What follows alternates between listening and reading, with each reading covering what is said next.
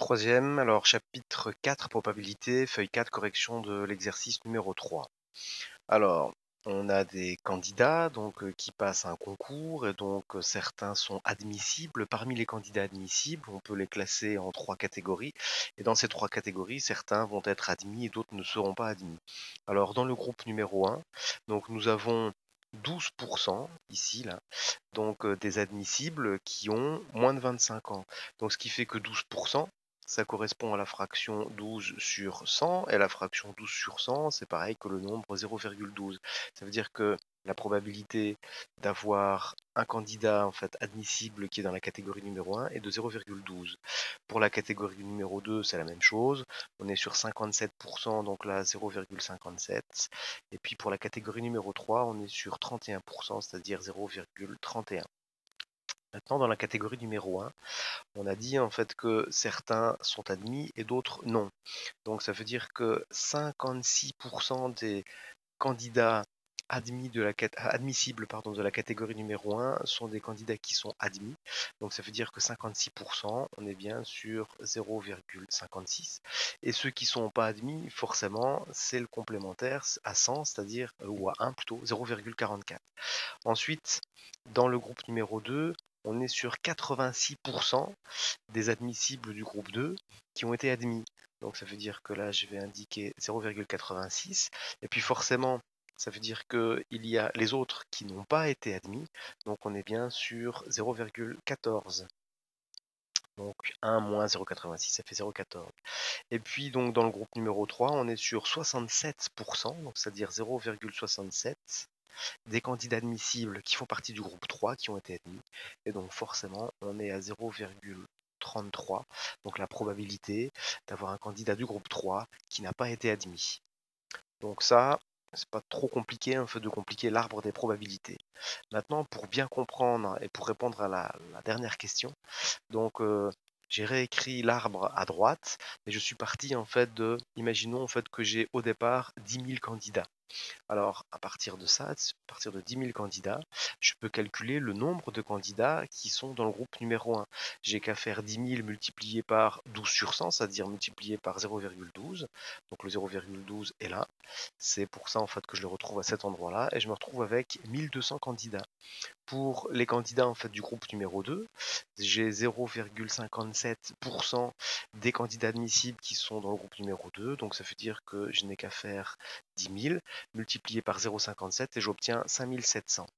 Et puis pour le nombre de candidats en fait du groupe numéro 3, j'ai 0,31, c'est-à-dire 31%. Et bien 10 000 multiplié par 31%, ça fait 3100. Donc sur mes 10 000 candidats, j'en ai 1200 qui font partie du groupe 1, j'en ai 5700 qui font partie du groupe 2 et j'en ai 3100 qui font partie du groupe numéro 3. Je peux ainsi calculer ceux qui sont admis, ceux qui ne sont pas admis du groupe numéro 1. Donc ça veut dire que j'ai ici 0,56, c'est-à-dire 56% des candidats du groupe 1 qui ont été admis. Donc ça veut dire qu'on fait bien 1200 multiplié par 0,56. Ça veut dire que j'ai dans les admis du groupe numéro 1, j'en ai 672. Dans les non admis en fait, du groupe numéro 1, j'en ai 528. De la même manière, on peut calculer dans le groupe numéro 2 ceux qui ont été admis. Donc là, j'ai 0,86, c'est-à-dire 86% des candidats admissibles du groupe 2 qui ont été admis. Et donc du coup, je multiplie par 0,86 par le nombre de candidats du groupe numéro 2, qui vient d'ici. Et donc du coup, j'ai bien 4902 candidats, donc sont des candidats admissibles du groupe numéro 2 qui ont été admis, et puis j'en ai 798 qui n'ont pas été admis, et puis pareil pour le groupe numéro 3. 2077 candidats admissibles font partie du groupe 3 et donc ont été admis, et puis j'en ai 1023 qui n'ont pas été admis. Ok. À partir de là, pour savoir au total combien ont été admis, eh bien dans le groupe 1 plus le groupe 2 plus le groupe 3, ça me fait 7651 donc candidats admissibles qui ont été admis parmi les 10 000 candidats admissibles.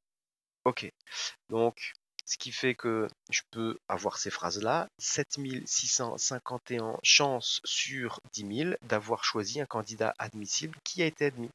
Et donc ça veut dire que la probabilité d'avoir choisi un candidat admissible qui a été admis, eh bien c'est 7651 sur 10 000, c'est-à-dire 0,7651.